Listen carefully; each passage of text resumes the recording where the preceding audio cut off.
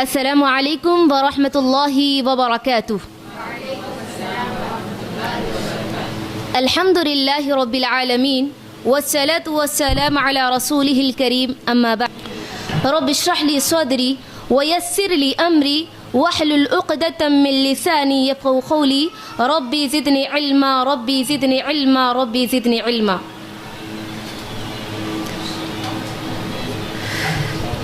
میری اسلامی ماں اور بہنوں، انشاءاللہ آج اس درس میں انشاءاللہ پہلے درس میں جو صورت ہم آپ کے سامنے رکھیں گے، جو صورت ہم سیکھیں لے، وہ کون سی صورت ہے؟ بولو. سورہ نور. انشاءاللہ سورہ نور کی سورہ نور کی تفسیر، مختصر سی تفسیر دیکھیں گے انشاءاللہ. اس کا مختصر سے مطالعہ کریں گے. اور یہ سورہ نور مدنی صورت ہے. کون سی صورت؟ مدنی صورت ہے، جس کے اندر 64 یعنی 64 آیتیں ہیں اور 9 رکوع ہے. انشاءاللہ یہ صورت دیکھیں گے. سب سے پہلے ہم آپ کو بتا دیں کہ ان درسوں کے یعنی 20 ڈیز کلاس کے اندر یہ صورت کو رکھنے کا مقصد کیا ہے، یعنی سورہ نور کو ہی کیوں سلیکٹ کیا گیا، سورہ نور کو انتخاب کرنے کا مقصد کیا ہے، تاکہ آپ لوگوں کو اس کی اہمیت جب پتہ چل جائے، اس کی اہمیت و فضیلت معلوم ہو جائے، تو پھر آپ لوگوں کو اس صورت کو سیکھنے میں بڑی آسانی ہوگی. تو یہ صورت ایک ایسی صورت ہے جس کے اندر اللہ تبارک و تعالیٰ نے ایسے احکامات کو بیان کیا، ایسی چیزوں کو اللہ تبارک و تعالیٰ نے بیان کیا اس سورہ نور کے اندر، جو کسی صورت میں اللہ تبارک و تعالیٰ نے نہیں بیان کی.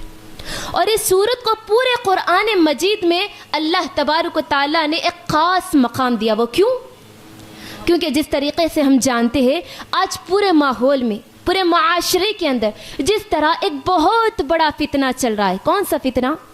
بے حیائی کا فتنہ، بے پردگی کا فتنہ، بے شرمی کا فتنہ. مجھے بتاؤ میری بہنوں، آج ہمارے نزدیک، ہمارے ماحول میں کہاں پر برائی موجود نہیں، کہاں پر بے حیائی موجود نہیں؟ ہمارے گھروں میں بے حیائی موجود ہے، ہمارے لباس میں بے حیائی موجود ہے، ہماری نگاہوں میں بے حیائی موجود ہے، ہر جگہ بے حیائی موجود ہے. تو یہ سورت سورہ نور مجھے اور آپ کو پاک بازی کے اصول بتاتی ہے، عفت و پاک دامنی کے اصول بتاتی ہے. ایک انسان کو کس طرح اپنے آپ کو پاک رکھنا ہے، وہ اصول مجھے اور آپ کو یہ سورہ نور بتاتی ہے. انسان کو اپنے آپ کو کس طرح برائیوں سے، بے شرمی سے، بے حیائی سے اپنے آپ کو پاک کیا جائے، پاک رکھا جائے، کس طرح عفت و پاک دامنی کو اختیار کیا جائے، وہ یہ صورت مجھے اور آپ کو سکھاتی ہے. کیا سکھاتی ہے بولیے؟ پاک بازی کے اصول کو بتاتی ہے، بے حیائی سے بچنے کی تدابیر بتاتی ہے، بے حیائی سے کس طرح رکا جائے. یہ صورت مجھے اور آپ کو تعلیم دیتی ہے. مجھے اور آپ کو اللہ تبارک و تعالیٰ نے اس صورت کے اندر وہ نصیحتیں کی جو ہم عورتوں کے لیے، ہم خواتین کے لیے بے انتہا ضروری ہے. میری بہنوں، یہ صورت کی اتنی بڑی اہمیت ہے کہ صحابہ اکرام کے درمیان یہ صورت بڑی اہمیت کی حامل تھی. اسی لیے عمر رضی اللہ عنہ فرماتے ہیں، عمر رضی اللہ عنہ نے ایک مرتبہ فرمایا کہ تم اپنی عورتوں کو سورہ نور کی تعلیم دو، یعنی تم اپنی عورتوں کو سورہ نور سکھلاؤ. کون کہتے ہیں؟ عمر رضی اللہ عنہ نصیحت کرتے ہیں، کوفہ والوں کو کہتے ہیں کہ تم اپنی عورتوں کو سورہ نور کی تعلیم دو. اسی لیے کہ سورہ نور کے اندر اللہ تبارک و تعالیٰ نے وہ احکامات کو بیان کیا، وہ چیزوں کو بیان کیا جو خواتین کو جاننا، جن احکامات کو عورتوں کو جاننا بے انتہا ضروری. ایسا نہیں کہ یہ صورت مردوں کے لیے ضروری نہیں، بلکہ مردوں اور عورتوں دونوں کے لیے ضروری ہے. لیکن عمر رضی اللہ عنہ نے نصیحت کرتے ہوئے کہا کہ تم اپنی عورتوں کو سورہ نور کی اسی لیے تعلیم دو کہ اس کے اندر، سورہ نور کے اندر خواتین کے لیے ایسے احکامات بیان کیے گئے، ایسے قوانین بیان کیے گئے، ایسی چیزیں بیان کی گئی کہ جس کا خواتین کو علم رکھنا بے انتہا ضروری. تو یہ صورت کی اہمیت، یعنی یہ صورت کو چوز کرنے کا مقصد میں آپ کے سامنے بیان کر رہی تھی. اب چلیے یہ صورت کا اصل شان نزول کیا ہے، یعنی یہ صورت کب نازل ہوئی اور اس کا مقصد کیا ہے نازل ہونے کا، شان نزول کیا ہے، اس صورت کا پس منظر کیا ہے، وہ دیکھتے ہیں. جس طریقے سے ہم جانتے ہیں کئی مرتبہ ہمارے دروس میں واقعات یعنی واقع افک کو رکھا گیا. کون سا واقعہ؟ واقع افک. آپ جانتے ہیں واقع افک کو کس کو بولتے ہیں؟ جس طرح پچھلے درس میں بھی رکھا گیا تھا ماشاءاللہ کہ نبی صلی اللہ علیہ وسلم کی پیاری بیوی اما عائشہ رضی اللہ عنہا پر جو بہتان لگایا گیا، جو تہمت لگائی گئی، اس کو واقع افک کے نام سے وہ مشہور ہے. کون سا نام بولیے؟ واقع افک کے نام سے یہ واقعہ جو اما عائشہ رضی اللہ عنہا کے ساتھ ہوا تھا وہ واقعہ مشہور ہے. تو اسی طرح یہ سورہ بنی یعنی غزوہ بنو المصطلق کے بعد نازل ہوئی. یعنی جس طرح غزوہ بنو المصطلق 6 ہجری میں واقع ہوئی تھی, اس کے بعد یہ سورت نازل ہوئی. یعنی جس طرح آپ سب جانتے ہیں غزوہ بنو المصطلق کے بعد واپسی کے دوران ایک ایسا واقعہ رونما ہوا. یعنی جس طرح اللہ کے نبی صلی اللہ علیہ وسلم کا یہ معمول ہوتا تھا کہ آپ اپنی خواتین میں سے, آپ اپنی بیویوں میں سے کسی ایک کو سفر پر لے جاتے تھے. یعنی قرآن اندازی کے ساتھ جس کا نام اٹھتا ان کو اللہ کے نبی اپنے ساتھ لے جایا کرتے تھے. تو اسی طرح یہ غزوہ بنو المصطلق کے وقت باری عائشہ رضی اللہ عنہا کی تھی, تو اللہ کے نبی صلی اللہ علیہ وسلم اپنے ساتھ اما عائشہ رضی اللہ عنہا کو لیے. اور اسی طرح جب غزوہ بنو المصطلق یہ جنگ جب ختم ہو گئی اور جب آپ واپس آ رہے تھے, اسی واپسی کے دوران میں نبی صلی اللہ علیہ وسلم کی پیاری بیوی اما عائشہ رضی اللہ عنہا کا ہار گم ہو گیا تھا. جس طرح آپ سب جانتے ہیں ایک طویل واقعہ ہے, یہ ایک طویل واقعہ پر آیت نمبر 11 سے لے کر آیت نمبر 20 تک یہ واقعہ انشاءاللہ کل ہم پڑھیں گے. لیکن اس یہاں پر مختصر سے میں آپ کو بتلاتی ہوں کہ واقعے کے اندر ہوا کیا کہ جیسے ہی آپ کا ہار گم ہو گیا تو منافقوں نے ایک بہت بڑا پروپیگنڈا, ایک بہت بڑا فتنہ مچا دیا. وہ کیا فتنہ تھا؟ اما عائشہ پر تہمت لگایا. اما عائشہ رضی اللہ عنہا پر بہتان لگایا گیا اور پورے معاشرے میں اور پورے ماحول میں ایک ایسا فتنہ کھڑا کر دیا کہ جس فتنے کو لے کر اللہ کے نبی صلی اللہ علیہ وسلم بڑے پریشان ہوئے. اور اما عائشہ رضی اللہ عنہا کئی دن تک روتے رہتی تھی. لیکن اللہ کے نبی صلی اللہ علیہ وسلم بڑے پریشان ہونے کے باوجود بھی 1 مہینے تک کوئی وحی نازل نہیں ہوئی. 1 مہینے تک کوئی وحی نازل نہیں ہوتی تو اللہ کے نبی اور پریشان ہو جاتے ہیں اور اما عائشہ بھی روتے جاتی یہاں تک کہ اللہ تبارک و تعالیٰ پورے 1 مہینے کے بعد اس سورت کو سورہ نور کو نازل کیا. کون سی سورت کو نازل کیا؟ سورہ نور کو اللہ تبارک و تعالیٰ نازل کر دیا. اور سورہ نور کو نازل کر کے اللہ تبارک و تعالیٰ نے 2 بڑی اہم چیزوں کی وضاحت کر دی. پہلی چیز یہ وضاحت کر دی کہ اللہ تبارک و تعالیٰ نے قیامت تک آنے والوں کے لیے بتلا دیا کہ اما عائشہ, پہلی چیز اللہ تبارک و تعالیٰ نے یہ وضاحت کر دی کہ قیامت تک آنے والوں کے لیے اما عائشہ رضی اللہ عنہا کی پاکی کو اللہ تعالیٰ نے بیان کر دیا.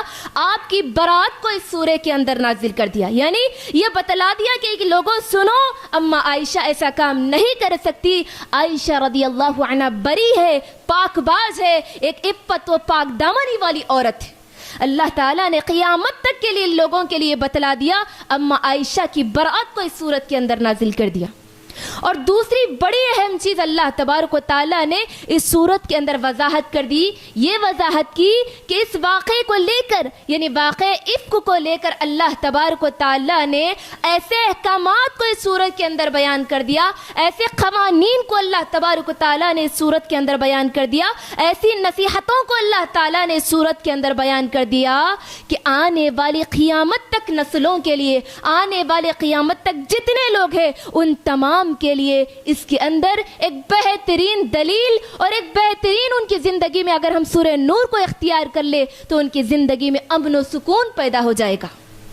یہ اللہ تبارک و تعالیٰ نے اس واقعے کو لے کر یہ وضاحت کر دی کہ یہ ایک ایسا سورہ ہے جس کو پڑھنے پر ہم دنیا و آخرت میں چین کی زندگی, دنیا کی زندگی کو امن کی زندگی بنا سکتے ہیں. تو چلیے آئیے, یہ سورت کا پس منظر تھا. پس منظر کب نازل ہوئی یہ بولیے یہ سورت. اب چلیے انشاءاللہ ہمارے ہم سورے کی طرف آتے ہیں انشاءاللہ. تو پہلے انشاءاللہ ہم سورت کا ترجمہ دیکھ لیں گے انشاءاللہ, پھر اس کے بعد جو اس کی مختصر تفسیر ہے انشاءاللہ وہ دیکھیں گے. تو چلیے پہلی آیت میں اللہ تبارک و تعالیٰ ارشاد فرماتا ہے سورۃ انزلناها وفرضناها وانزلنا فيها آیات بینات لعلکم تذکرون. پہلی آیت میں اللہ تعالیٰ بتلاتا ہے یہ ایک سورت جس کو ہم نے نازل کیا, انزلناها جس کو ہم نے نازل کیا. یہاں پر اللہ تبارک و تعالیٰ اپنی اہمیت بتلاتا ہے, یعنی ہم نے نازل کیا. میری بہنوں مجھے بتاؤ قرآن مجید میں کتنی سورتیں مکمل؟ 114 سورتیں ہیں. ان سب کو نازل کرنے والا کون ہے؟ اللہ تبارک و تعالیٰ. یعنی 114 صورتوں کو بھی نازل کرنے والا اللہ تبارک و تعالیٰ ہے. لیکن اس صورت کو اللہ تبارک و تعالیٰ نے ایک بہترین انداز کے ساتھ شروع کرتا ہے. یعنی بہترین انٹروڈکشن کے ساتھ اللہ تعالیٰ اس صورت کا آغاز کرتے ہوئے کہتا ہے سورۃ انزلناہا. یہ ایک ایسی صورت ہے جس کو ہم نے نازل کیا. کون نازل کر رہا ہے؟ اللہ تعالیٰ اہمیت بتاتے ہوئے کہتا ہے کہ وہ ذات اس صورت کو نازل کی جس ذات نے مجھے اور آپ کو بنایا, مجھے اور آپ کو پیدا کیا. وہ ذات اس صورت کو نازل کر رہا ہے. یعنی اس کے اندر کوئی شک نہیں, اللہ تبارک و تعالیٰ کے نازل کرنے میں یہ وہ صورت ہے جس کو کسی نے نازل نہیں کیا بلکہ خود اللہ تبارک و تعالیٰ نازل کرتا ہے. پھر آگے اللہ تعالیٰ کہتا ہے وہ فرضناہا, اور ہم نے فرض کیا. کیا فرض کیا اللہ تعالیٰ نے؟ احکامات کو. یعنی اس کے اندر اللہ تبارک و تعالیٰ نے احکامات کو فرض کر دیا. یعنی اللہ تبارک و تعالیٰ نے ایسی چیزوں کو اس کے اندر فرض کیا جس طرح ہم جانتے ہیں اللہ تعالیٰ نے یہاں کیوں کہا فرضناہا, اسی لیے کہا کہ ہم نے فرض کیا. اب مجھے بتائیے جو چیز فرض ہے اس کا درجہ کیا ہوتا ہے؟ یعنی کمپلسری امپورٹنٹ رول ادا کرتی ہے. یعنی اگر کسی چیز کو ہم پر فرض کر دیا گیا, جیسے نماز کو میرے اور آپ پر 5 وقت کی نماز کو فرض کر دیا گیا, تو فرض نماز کو کیا کرنا ہے؟ اس کے اندر چھوٹ کے اندر کوئی رخصت ہے؟ اس میں کوئی رخصت نہیں ہے, کوئی کمی نہیں کر سکتے ہم. فرض کا مطلب یہ ہے اگر آپ وہ چھوڑتے ہیں تو کیا ہوں گے؟ گناہگار ہوں گے. اور اللہ تعالیٰ نے جب کہہ دیا کہ ہم نے فرض کر دیا تو اب یہ کمپلسری رول ادا کرتی ہے, امپورٹنٹ رول ادا کرتی ہے میرے اور آپ کی زندگی میں. اسی لیے اللہ نے کہا کہ وہ فرضناہا, اس کے احکامات کو ہم نے تم پر فرض کر دیا. اب اس احکامات کو تم پر جاننا بے انتہا ضروری. پھر آگے اللہ نے کہا وَأَنزَلْنَا فِيهَا آيَاتٍ بَيِّنَاتٍ لَعَلَّكُمْ تَذَكَّرُونَ. اس کے اندر ہم نے ایسی وضاحت والی یعنی ایسی چیزیں بیان کر دی, کھول کھول کر ہم نے بیان کیا. یعنی پورے واضح ہم نے بیان کر دیا آیتوں کو. ایسا نہیں کہ کوئی چیز کے اندر شک ہو, بلکہ ایسی چیزیں ہم نے بیان کر دی, بالکل وضاحت کے ساتھ ہم نے بیان کر دی ہر چیز کو. ٹھیک ہے. اس کے بعد اللہ تعالیٰ کہتا ہے لعلکم تذکرون, تاکہ تم نصیحت حاصل کرو, تاکہ تم ان احکامات کو سیکھو, ان پر عمل کرو اور قیامت تک اس کو یاد رکھو. یہ پہلی آیت تھی. اس کے بعد دیکھیے اللہ تعالیٰ دوسری آیت سے, یہاں سے دوسری آیت جو اللہ تبارک و تعالیٰ بیان کرتا ہے, یہاں سے احکامات اللہ تعالیٰ بیان کرتا ہے. میرے اور آپ کی زندگی میں ایک ایسی برائی کے احکامات اللہ تعالیٰ بیان کرتا ہے جس پر مجھے اور آپ کو عمل کرنا ضروری. وہ احکامات یہاں سے شروع کرتا ہے. اللہ تعالیٰ کہتا ہے الزانیۃ والزانی فاجلدوا کل واحد منہما 100 جلدہ. یعنی زنا کرنے والے مرد اور زنا کرنے والی عورتیں اور زنا کرنے والے مرد, ان میں سے ہر ایک کو 100 کوڑے لگاؤ. کتنے کوڑے؟ اللہ اکبر. یہ زنا ایک اتنی قباحت والی برائی ہے کہ اللہ تبارک و تعالیٰ نے اس کی سزا کے بارے میں بتایا کہ اگر کوئی عورت ایسا کام کرے, ایسی برائی کرے, فَجْلِدُوا كُلَّ وَاحِدٍ مِّنْهُمَا 100 جلدہ, تو ان کو 100 کوڑے لگاؤ. کتنے کوڑے؟ اسلامی شریعت کے اندر, اسلامی حکومت کے اندر ان کو 100 کوڑے لگائے جائیں. اور یہاں پر غیر شادی شدہ کے لیے اصول بتایا گیا. یعنی اگر کوئی غیر شادی شدہ ہو کر زنا کا کام کرے یا اگر برائی کرے تو ان کے لیے 100 کوڑے لگائے جائے, اور اگر شادی شدہ ہو کر یہ کام کرے, شادی شدہ ہو کر یہ برائی کرے, تو ان کے لیے حدیث میں اللہ کے نبی صلی اللہ علیہ وسلم نے بتلایا کہ ان کو رجم کی سزا دو. رجم کا کیا مطلب؟ پتھروں سے مار مار کر ان کو ختم کیا جائے گا. اگر کنوارے ہیں, اگر یہ گناہ کرنے والے, زنا کرنے والی مرد یا عورت کنوارے ہیں, غیر شادی شدہ ہے, تو ان کو اسلامی حکومت کے اندر 100 کوڑے لگائے جائیں گے, اور اگر غیر شادی شدہ ہے تو ان کو رجم کی سزا دی جائے گی. پتھروں سے مار مار کر ان کو ختم کیا جائے گا, اسی لیے کہ انہوں نے ایسا گھر برباد کیا, گھر کی ایک ایک اینٹ کو انہوں نے برباد کیا. اسی وجہ سے ان کو, اس کو بھی جو گناہ کا کام کرنے والے ہیں, جس نے ایسی برائی کی, اس کو پتھروں سے مار مار کر ختم کیا جائے گا. پھر آگے اللہ تبارک, جیسا کہ آپ سب جانتے ہیں, زنا ایک ایسی برائی ہے, یعنی ایک مرد کا دوسری عورت کے ساتھ غیر تعلقات, یعنی ناجائز تعلقات, وہ تعلقات جو ایک مرد کا اپنی بیوی کے ساتھ حلال رشتہ ہوتا ہے, حلال تعلقات ہوتے ہیں, وہ غیر عورت کے ساتھ انجام دینا, حرام کام کرنا, اس کو زنا کہتے ہیں. اس کی اتنی برائی اللہ تبارک و تعالیٰ نے بتلایا کہ اس کی اتنی سزا اللہ نے مقرر کی. اسی لیے کہا کہ فَجْلِدُوا كُلَّ وَاحِدٍ مِّنْهُمَا مِئَةَ جَلْدَةٍ, کہ ایسا کام کرنے والے مرد ہو یا عورت ہو, ان دونوں کو 100 کوڑے لگائے جائے. اب آگے اللہ تعالیٰ کیا کہتا ہے, وَلَا تَعْخُذْكُمْ بِهِمَا رَأْفَةٌ فِي دِينِ اللَّهِ إِن كُنتُمْ تُؤْمِنُونَ بِاللَّهِ وَالْيَوْمِ الْآخِرِ, یعنی یہ سزا دینے کے معاملے میں تم ان کے ساتھ نرمی اختیار نہ کرو. یعنی اگر تم اللہ پر اور آخرت کے دن پر ایمان رکھتے ہو تو جس نے یہ برائی کا کام کیا ان کو 100 کوڑے لگانے میں, اللہ کے حکم کو نافذ کرنے میں نرمی بالکل اختیار نہ کرو. اگر تم نے نرمی اختیار کی تو یہ سمجھ لو کہ تم اللہ کے احکامات کو نافذ کرنے میں تم سستی کر رہے. یعنی اللہ کا جو حکم ہے اس کو نافذ کرنا ہی کرنا ہے, تم کو اب ان کے اوپر رحم کھانے کی کوئی ضرورت نہیں.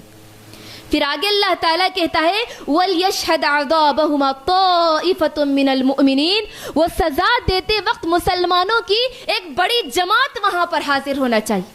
یعنی جس نے یہ برائی کا کام کیا, زنا کیا, ان کو سزا دیتے وقت ایک بڑی جماعت وہاں پر حاضر ہونا چاہیے. کیوں نہیں, بلکہ یہ بتلانا مقصد ہے کہ ان کو عبرت کا مقام بنایا جائے, دوسروں کے لیے عبرت کا مقام, سبق کا مقام بنایا جائے.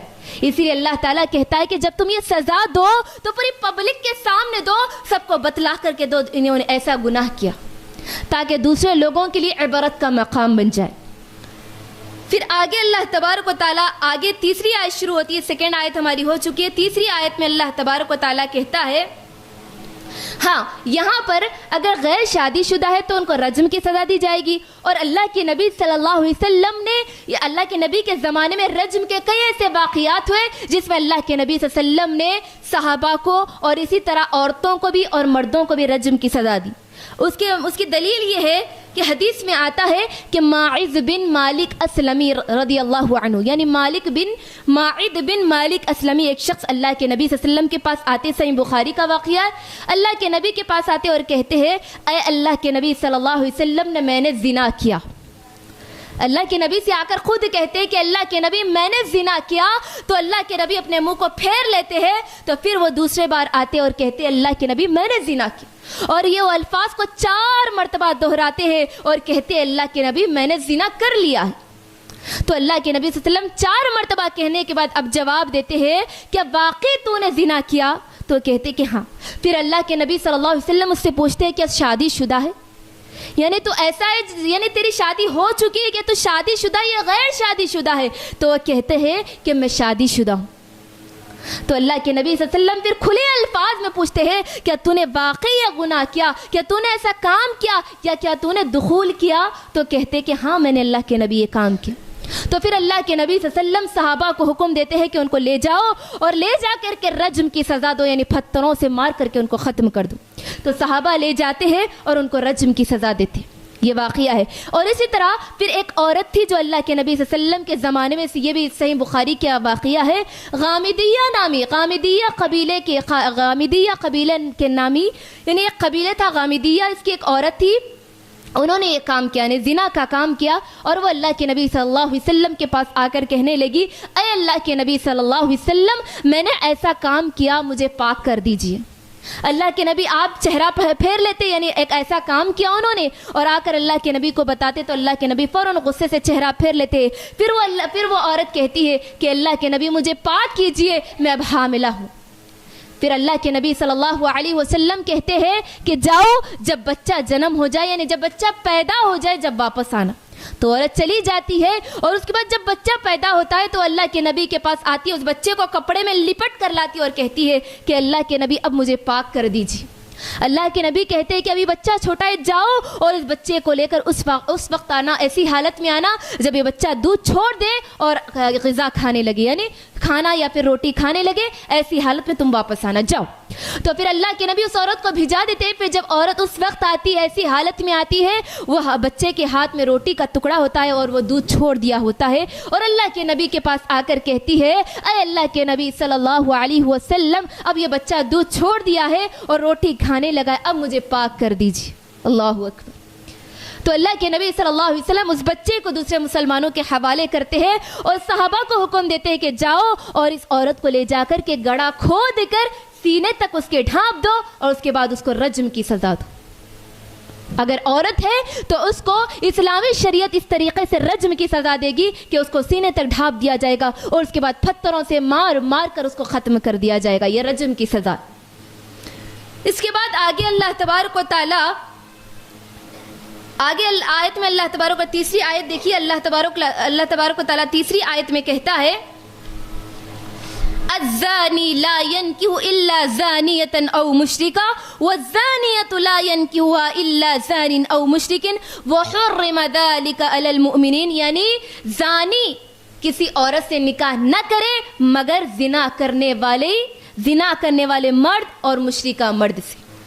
ایک زنا کرنے والا زانی سے ہی نکاح کر سکتا ہے اور مشرک سے ہی نکاح کر سکتا ہے. اور کوئی زانیہ ایک مشرک مرد سے ہی اور ایک زانی مرد سے ہی نکاح کرتی ہے.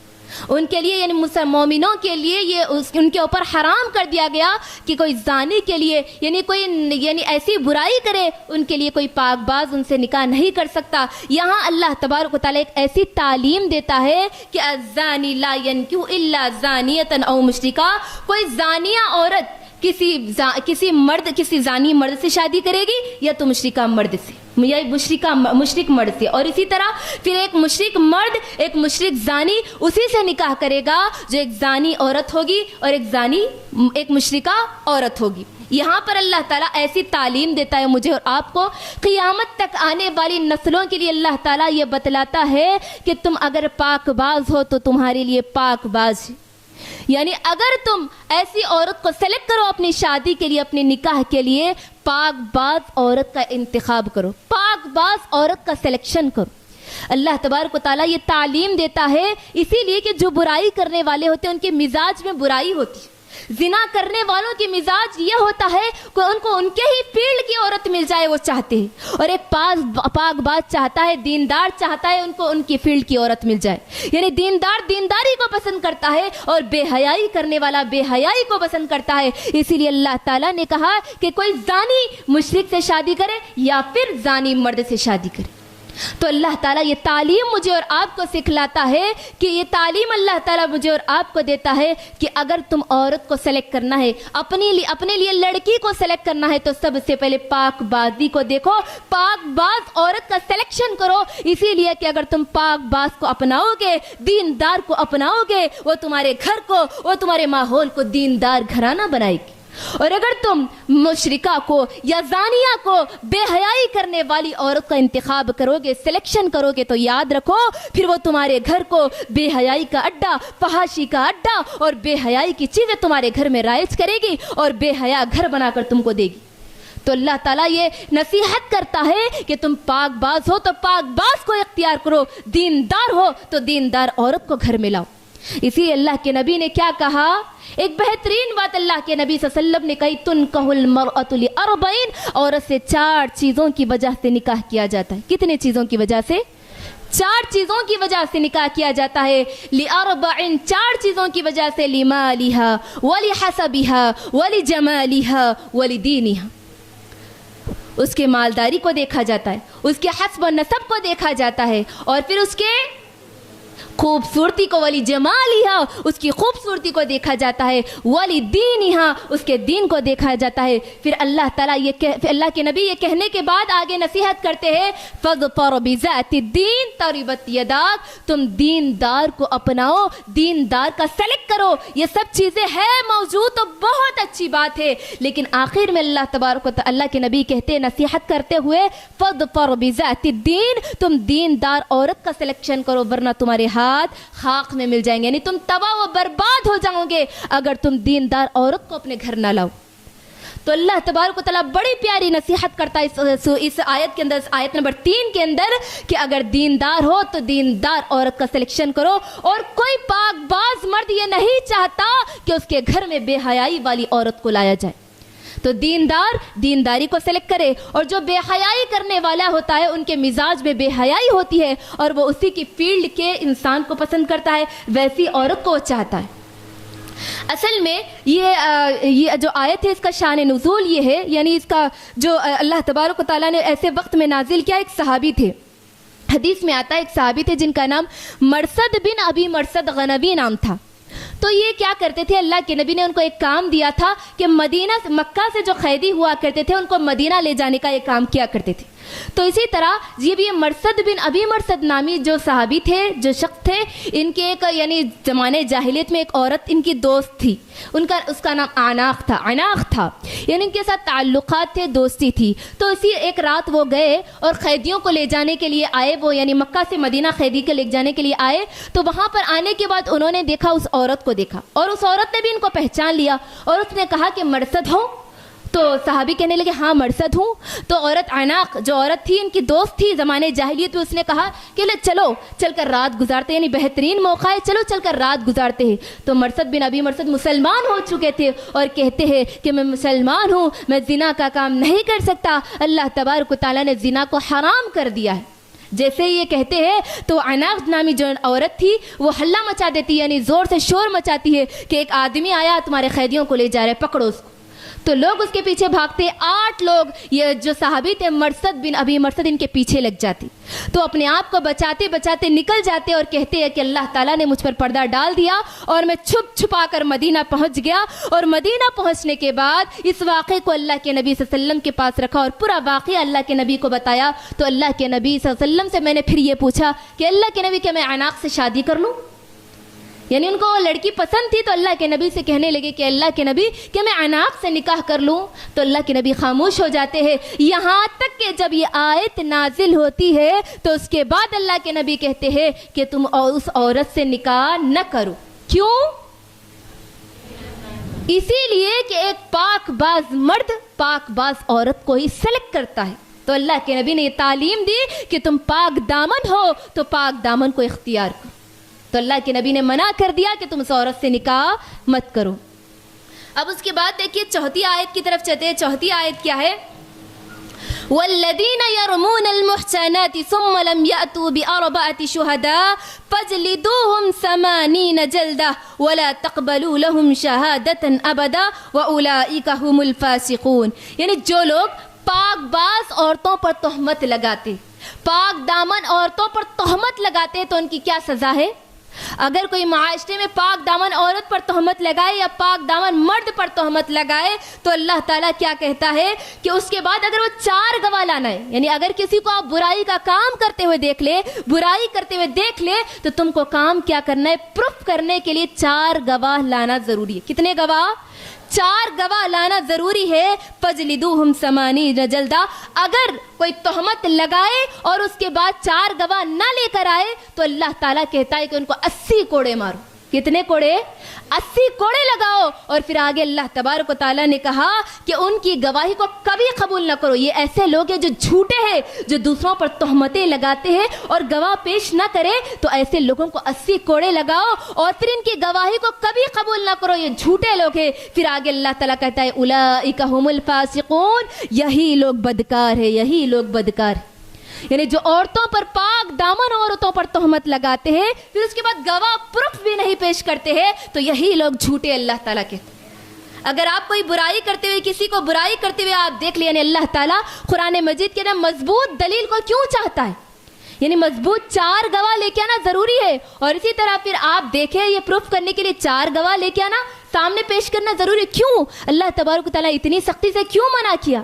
کیونکہ اسلام پردہ پوشی کی تعلیم دیتا ہے، دوسروں کے عیبوں پر پردہ ڈالنے کی تعلیم دیتا ہے. اور اسلام یہ سکھلاتا ہے کہ اگر تم کسی کے اندر برائی دیکھو تو ان کی پردہ پوشی کرو، اور اگر تم یہ دیکھ لو کہ انہوں نے واقعی برائی کی تو پھر تم پروف کرنے کے لیے 4 گواہ کو ساتھ میں لے کر آؤ کہ انہوں نے فلاں برائی کا کام کرتے ہوئے ہم نے دیکھا. 4 گواہوں کو لے کر آؤ تو پھر تمہاری گواہی قبول کی جائے گی. اور اگر تم 4 گواہ نہ لائے تو تمہارے لیے سزا کیا ہے؟ 80 کوڑے لگائے جائیں گے. اور اللہ نے ایسے لوگوں کے بارے میں کہا کہ یہی لوگ جھوٹے ہیں اور ان کی گواہی کو کبھی قبول نہ کرو. یعنی اگر کوئی مسئلے میں آ کر یہ گواہی دے تو ان کی گواہی کو کبھی قبول نہ کرو. اس کے بعد پھر اللہ تبارک و تعالی آج ہمارے پاس میری بہنوں تہمتیں لگانے میں ہم بہت آگے نکل چکے. یعنی چھوٹی چھوٹی باتوں کو ہم سوشل میڈیا تو ایسا ہتھیار ہے ہمارے لیے کہ سوشل میڈیا پر سوشل میڈیا کے ذریعے ہم چھوٹی چھوٹی خبروں کو پھیلانا شروع کر دیتے. ہم یہ نہیں دیکھتے کہ وہ خبر سچی ہے یا جھوٹی ہے, لیکن جیسے ہی ہمارے پاس خبر پہنچتی ہے ہم شیئر کرنا شروع کر دیتے. کیا کرتے؟ شیئرنگ کرنا شروع کر دیتے. یہ نہیں دیکھتے, یہ نہیں جانچتے کہ یہ خبر صحیح ہے یا نہیں, بلکہ اس کو شیئر کرنا شروع کر دیتے. اللہ کے نبی صلی اللہ علیہ وسلم نے اس تہمت کے بارے میں بڑی سخت وعید کہتے ہوئے کہا کہ تہمت لگانا اتنا بڑا گناہ ہے کہ 7 ہلاک کرنے والی اور 7 برباد کرنے والی چیزوں میں سے تہمت لگانا بھی ہلاک کر دے گی. اگر کوئی کسی پر غیر ضروری تہمت لگاتا ہے, بہتان لگاتا ہے, تو یہ تہمت لگانا تم کو برباد اور ہلاک کر دے گا. تو تہمتوں سے اپنے آپ کی حفاظت کرو. تہمتیں ایسی چیز ہے جس کو اللہ تعالیٰ خود نہیں پسند کرتا. اسی لیے اللہ نے کیا کہا؟ بِأَرْبَعَةِ شُهَدَاءَ. اگر تم پروف کرنا چاہتے ہو تو 4 گواہ لے کر کے آؤ, اور اگر تم پروف نہ کر سکے ہو تو تم ہی اولئک هم الفاسقون, یہی لوگ بدکار ہیں. اللہ. پھر آگے اللہ تبارک و تعالیٰ آیت میں کیا کہتا ہے؟ 4تھی آیت دیکھیے. إلا الذين تابوا من بعد ذلك واصلحوا فإن الله غفور رحيم.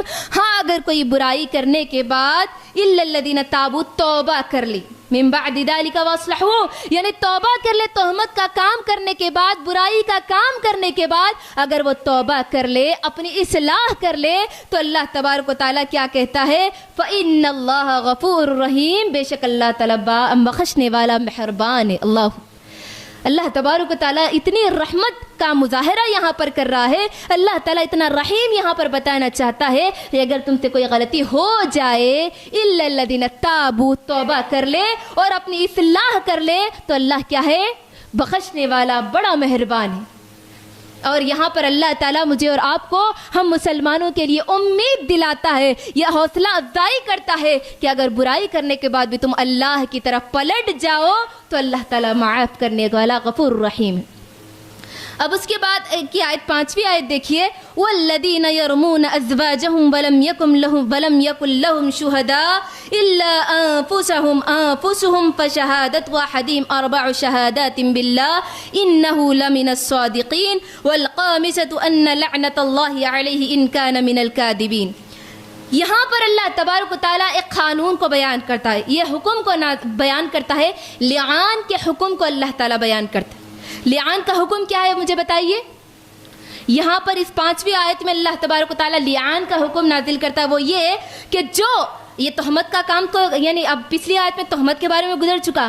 ہاں یہی تہمت اگر کوئی شوہر اپنی بیوی پر لگائے, یعنی ایسا معاملہ آ جائے, ایسا پیچیدہ معاملہ آ جائے کہ اگر کوئی مرد, اگر کوئی شوہر اپنی بیوی کو برائی کرتے ہوئے دیکھ لے, اب وہ کیا کرے؟ یہاں پر اللہ تعالیٰ اس کا جواب ہے وہ بیان کرتا ہے کہ جو اپنی بیویوں پر تہمت لگائے یا ان کے اوپر کوئی تہمت لگا دے, یرمون ازواجہم ولم یکن لہم شہداء الا انفسہم فشہادت احدہم 4 شہادات باللہ انہ لمن الصادقین. یعنی ایک ایسا مسئلہ ہے, اگر کوئی شوہر اپنی بیوی کو دیکھ لے برائی کرتے ہوئے, تو وہ گواہ کہاں سے لائے؟ وہ خود دیکھا, یعنی اپنی آنکھوں سے اس نے خود دیکھا, اب گواہ کہاں سے پکڑ کے لائے گا وہ؟ تو اللہ تعالیٰ آسانی کرنے کے لیے کہتا ہے کہ اس کے لیے یہ طریقہ ہے, لعان کا طریقہ اللہ تعالیٰ نے نازل کیا. یہ طریقہ ہے کہ جو شوہر اپنی بیوی کو اپنی آنکھوں سے برائی کرتے ہوئے دیکھا تو 4 مرتبہ اللہ کی قسم کھا کر کہے کہ میں نے یہ برائی کرتے ہوئے دیکھا. 4 مرتبہ اللہ کی قسم کھائے کہ میں نے اپنے بیوی کو دیکھا برائی کرتے ہوئے, اور 5ویں مرتبہ کہے کہ اللہ میرے اوپر لعنت نازل ہو اگر میں جھوٹا ہوں. لعان کا طریقہ یہ ہے, اگر کوئی اپنے بیوی پر برائی کا الزام لگا دے, تہمت کا الزام لگا دے, تو شوہر 4 مرتبہ اللہ کی قسم کھا کر کہے گا کہ میں نے یہ کام کرتے ہوئے دیکھا, میں سچا ہوں, اور 5ویں مرتبہ کہے کہ اگر میں جھوٹا ہوں تو مجھ پر اللہ کی لعنت برسے, انہ لمن الصادقین, اگر میں سچا نہیں ہوں, اگر میں جھوٹا ہوں تو مجھ پر اللہ کی لعنت برسی. اگر وہ جو کام کر, یعنی اگر میری بیوی اگر سچی ہے اور میں جھوٹا ہوں تو مجھ پر اللہ کی لعنت برسی. 5ویں مرتبہ کی. ہاں اب اس طرح عورت کا معاملہ, اگر عورت یعنی عورت کہیں گی, اب یعنی دونوں کے اندر ہے, شوہر اور بیوی کے درمیان ہے, شوہر کہہ دے 4 مرتبہ اللہ کی قسم کھا کر 5ویں مرتبہ کہہ دے کہ میں سچا ہوں.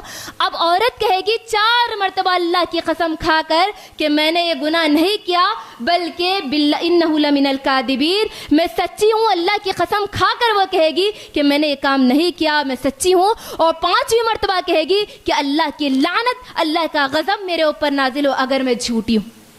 ٹھیک ہے، تو اس طرح ایک مرتبہ شوہر کہے گا 4-5 مرتبہ، اور اسی طرح پھر بیوی کہے گی. اب اس کے بعد ان دونوں کے درمیان نکاح فسخ ہو جائے گا، یعنی قاضی کوئی ان کے لیے نکاح کو توڑے یا نہ توڑے، خود بخود لیان کی وجہ سے شوہر اور بیوی الگ ہو جائیں گے. یعنی کوئی دونوں میں سے کوئی کسی کو برائی کرتے ہوئے دیکھا ہے نا اس نے، تو اب یہ برائی دیکھنے کے بعد کوئی شوہر نہیں چاہتا کہ اپنی بیوی کو اپنے ساتھ میں رکھے، یعنی وہ نہیں چاہتا کہ اس برائی کو دیکھنے کے بعد بھی اس کے ساتھ زندگی گزارے. تو اللہ تعالیٰ نے یہ بہترین راستہ نکالا، لعان کا حکم اللہ نے نازل کر دیا کہ شوہر 4 مرتبہ اللہ کی قسم کھا کر 5ویں مرتبہ اپنے آپ پہ بد دعا کرے گا، اور اسی طرح عورت پروف کرنے کے لیے 4 مرتبہ قسم کھائے گی اور 5ویں مرتبہ کہے گی کہ اللہ کی اگر میں جھوٹی ہوں تو اللہ کی لعنت مجھ پر نازل.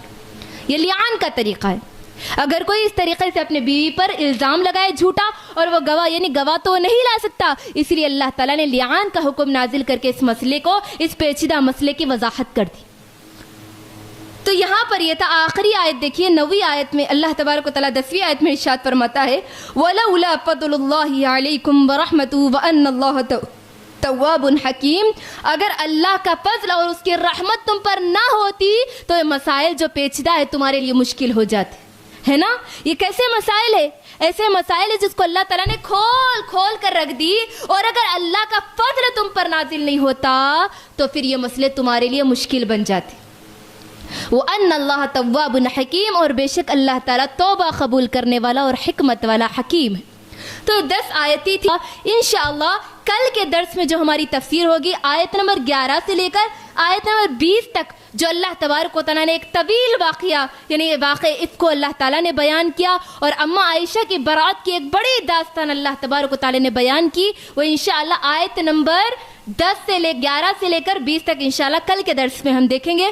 تو یہ آیتوں میں اللہ تبارک و تعالیٰ نے ان احکامات کو، جن احکامات کو بیان کیا، ان احکامات کو مجھے اور آپ کو یاد رکھنا، اس پر عمل کرنا، قیامت تک عمل کرتے رہنا اور دوسروں کو بتانا ضروری ہے. تو اللہ سے دعا کرتے ہیں کہ الہ العالمین ہم تمام کو قرآن مجید پر عمل کرنے، اور جس طرح صحابہ کرام نے اس پر عمل کر کے بتایا اس طریقے پر عمل کرنے کی، اور جن احکامات کو اللہ تبارک و تعالیٰ نے قرآن مجید میں ہم لوگوں کے لیے نازل کیا اس احکامات پر عمل کرنے اور ان کو دوسروں تک بتانے کی توفیق عطا فرما.